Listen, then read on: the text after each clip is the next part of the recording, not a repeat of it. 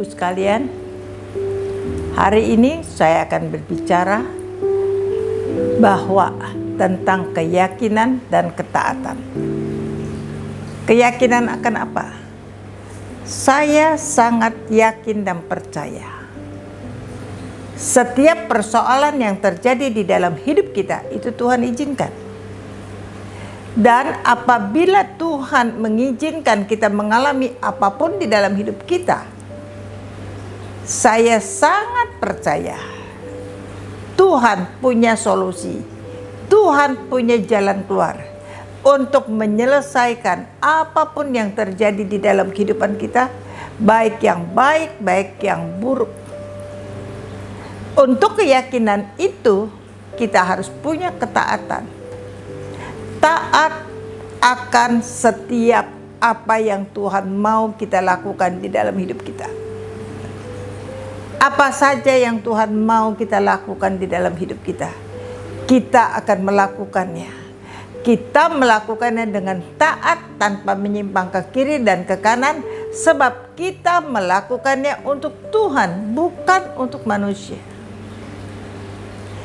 Banyak kali manusia kalau melakukan segala sesuatu, dia tidak melakukan untuk Tuhan.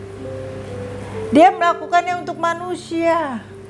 Kalau dia punya persoalan, dia tidak, ketika dia berdoa dan minta tolong dengan Tuhan dan Tuhan belum jawab, dia gak yakin bahwa Tuhan akan jawab dan mampu menyelesaikan persoalannya, lalu mulai dia bergantung kepada manusia, berharap kepada manusia.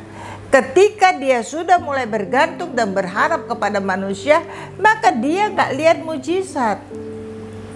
Bapak, Ibu, saudara-saudara, kenapa kita harus yakin 100% dengan Tuhan? Sebab kita tahu Tuhan yang menciptakan langit, bumi, dan seluruh isinya. Tuhan yang menciptakan saudara dan saya.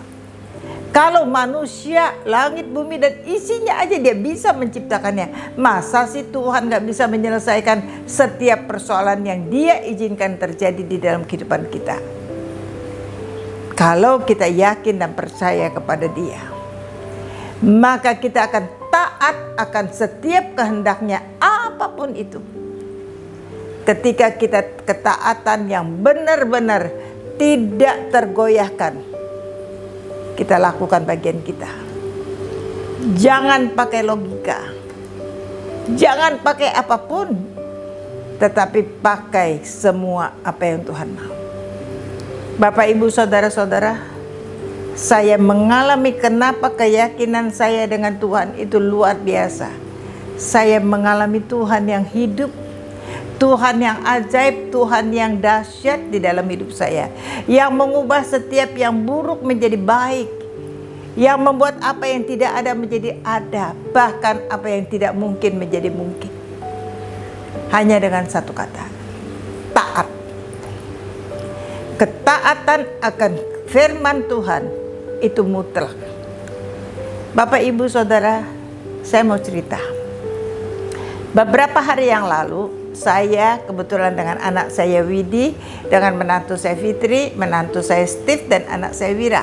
Kami di rumah Wira, kami ngobrol di meja makan. Saya cuma katakan, tahu nggak kamu, Wira itu mungkin tahu karena dulu dia mengikutinya. Tahu nggak anak-anak, apa yang Mami alami untuk taat seperti yang apapun yang Tuhan suruh? Mami cuma taat.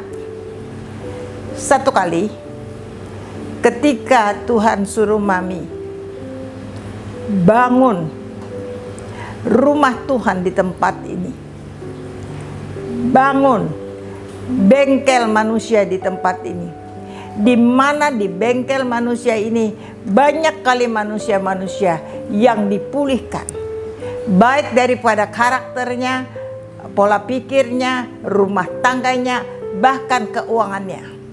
Saya cuma berkata, iya Tuhan. Saya tidak pikirkan dari mana uangnya. Saya tidak pikirkan bagaimana saya membangunnya. Saya tidak pikirkan apakah dananya atau tidak. Yang bagian saya, dengan yakin berkata, aku mau Tuhan. Di dalam perjalanan Bapak Ibu Saudara-saudara, Tuhan campur tangan dan turut bekerja. Tuhan kirim seseorang, bukan orang Kristen, yang boleh datang ke saya, mau beli tanah saya. Saya bilang, nggak dijual. Kok itu nggak dijual?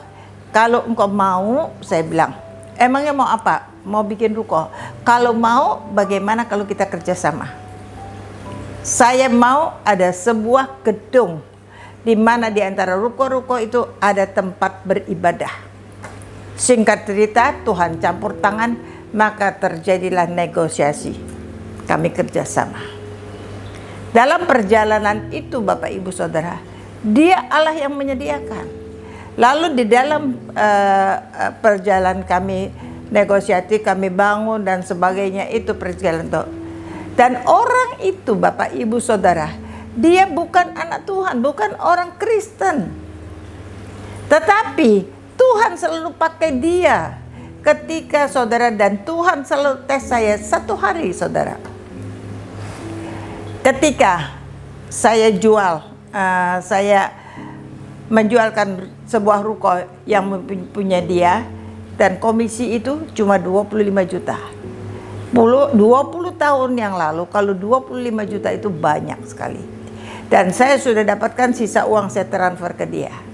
Dia panggil dan saya ambil kwitansi ke kantor dia. Lalu dia suruh sekretarisnya buka cek 175 juta. Terus dia bilang, ini buat saya. Terus saya katakan, uang apa ini? Nggak apa-apa buat saya. Ketika saya pulang, saya cerita dengan anak saya Wira, Mami dikasih Om ini satu cek, katanya buat Mami.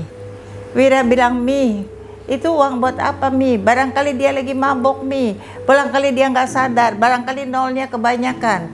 Buat apa? Dia bilang, coba Mami kembali lagi. Saya ini saudara kembali lagi, saya bilang, kok ini uang apa? Barangkali kebanyakan, barangkali salah nulisnya. Ini saya kembalikan.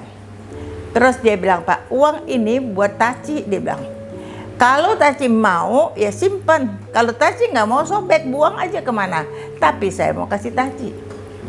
Saya bilang, saya mau kasih, engkau mau kasih gereja. Aku nggak kenal gereja, aku nggak kasih gereja. Aku mau kasih Taci, dia bilang. Terus saya bilang, kalau gitu terima kasih. Sama saya pakai untuk kebutuhan juga gereja. Bapak, Ibu, Saudara-saudara, Tuhan punya cara. Dan satu kali, Bapak, Ibu, Saudara, ketika Tuhan taruh saya untuk boleh dari mobil saya untuk ditukar ke mobil box, untuk boleh pelayanan kemana-mana. Lalu saya bawa mobil hardtop saya bawa ke tempat dia. Saya mau jual hardtop saya, nanti saya ganti dengan mobil box. Saya bilang, berapa tambahannya nanti saya bayar, kalau saya nggak bisa bayar kontan, saya mau angsur. Singkat cerita saudara, oleh istrinya bilang, oh ibu tambah 40 juta, nanti tukar ini. Saya bilang, oh iya siap, kalau boleh ngangsur. Saudara, lalu setelah itu saya dipanggil lagi oleh dia. Dia katakan oleh suaminya, Ci, katanya mobil boxnya udah siap.